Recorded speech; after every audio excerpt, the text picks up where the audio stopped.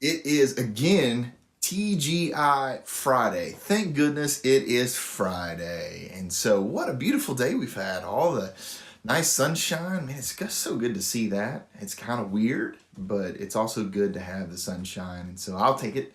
I hope you will too. And so, today we are going to continue in what I think is a three-part series. We may go a little further. I'm not really sure. I'm really getting into this whole perception isn't reality thing. And so, but today I want to talk about one of the third false realities that we believe is that the cost of following Jesus is cheap. Again, the cost of following Jesus is cheap. And so we often have this false reality that when we follow Jesus, things are going to be easier. Why? Because, well, he's won the victory. Of course. But let's go to Matthew. Let's go to Matthew chapter 10, verse 22. And Jesus says this. This is the red letters. He says this: "You will be hated by all because of my name, but it is the one who endures to the end who will be saved." That's Jesus talking. So he says right here that we will be hated by all simply because we identify with Jesus. And so that right there should clue us in that the cost of following Jesus isn't cheap.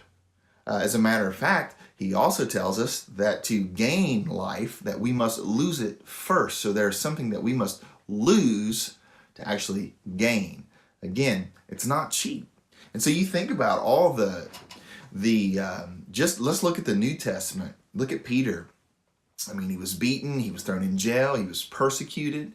You got Stephen. Stephen was stoned to death. We've got the Apostle Paul, all the beatings and the being locked up and all the being chased out of towns and even being shipwrecked, all because of the gospel of Jesus Christ, because he identified with Jesus Christ. And let's not even forget, okay, guys, seriously, Jesus, all the persecution and the suffering that he endured in his life simply so that we could have life and life to the fullest. And so right there, we could just stop and say, wow, the cost of following Jesus, it most certainly isn't cheap. But we've all bought into this lie, this false reality that it is. And so when we face suffering or when we face discomfort, we often step back or we'll back out or give up. We think we've missed it. God, I thought this is what you called me to do, but it's so tough. I think I might have missed it. And so I'm going to stop doing what I'm doing. But the danger of believing that false reality and experiencing those things is that we stop short of God's miraculous healing, his restoration, his guidance. We stop short of him working through us to advance his kingdom. Honestly, I remember vividly praying one night, like, God, this is tough. After we've been here for a few years of ministry, I remember going, God, this is so tough. I think we missed it. I don't think that we were supposed to come here. I didn't realize it was going to be this tough because honestly, I had this false reality, these rose-colored glasses of what ministry was going to look like. That I was going to be able to do ministry, that it was going to be always going to be fun, and that there was no hardship or enduring that I was going to have to do. It was just like, oh, well, I'm following Jesus, so everything's going to be great. And I completely glossed over and missed the scriptures where it talks about suffering for Christ and that for his namesake, that I was going to suffer persecution. I was going to experience hardships because simply I identify with him. And so that was a false reality I'd had for my life. But being a true follower of Christ doesn't remove us from the enemy's path.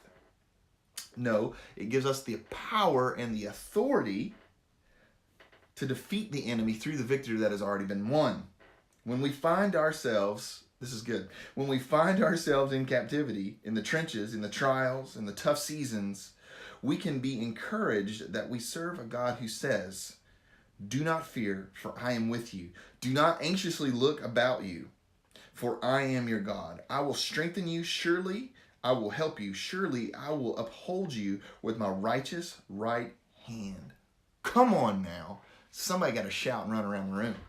Anyway, and so it's not that The enemy will not attack us. It's not that we can't have victory over the enemy, because Jesus already won the victory. He already has the keys to death, hell, and the grave. He already has all those things.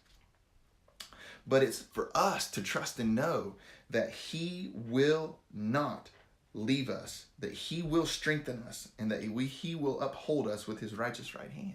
Come on now, that's in Isaiah 41:10 if you want to go there. And so in closing, I want to say this. In tough times when the enemy tries to creep in with his lies, combating with the truth. God's reality is this. Again, not a false reality, but God's reality, the truth is this. We are pressed on every side by troubles, but we are not crushed. We are perplexed, but not driven to despair. We are hunted down, but never abandoned by God. We get knocked down, but we are not destroyed. Through suffering, our bodies continue to share in the death of Jesus, so that the life of Jesus may also be seen in our bodies. That's in 2 Corinthians chapter 4, verses 8 and 10. So in those moments of despair, in those moments of pressure, don't doubt that God is there in your midst.